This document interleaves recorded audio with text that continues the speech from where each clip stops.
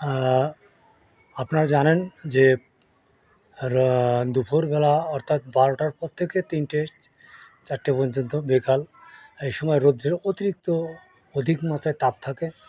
যে তাপমাত্রার আপনার দৃষ্টিতে যদি একইভাবে লেগে থাকে, তবে অনেক সময় দেখবেন রৌদ্র থেকে আসার পরে চোখটা ঘোলাটে মারে। তাই প্রতিটা ব্যক্তিদের কাছে অনুরোধ, দুপুরবেলা অন্তত আহ, না পারলে আপনার এই রৌদ্রের তাপ চোখে লাগাবেন না।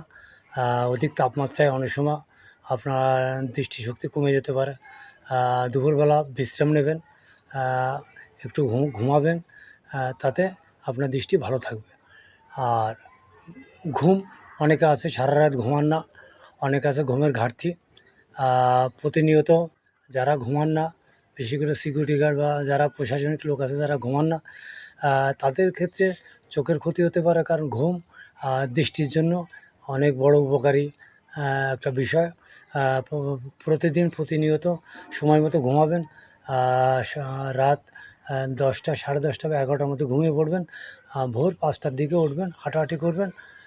এতে আপনার দৃষ্টিশক্তি ভালো থাকবে।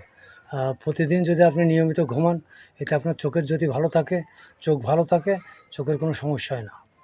ভালো থাকবেন, আপনার চোখ ভালো থাকুক, আপনার দৃষ্টি ভালো থাকুক, আপনি পৃথিবীর আলো দেখেন, আপনার সংসার ভালো থাকুক। আপনার সুস্থতা কামনা করি। ধন্যবাদ।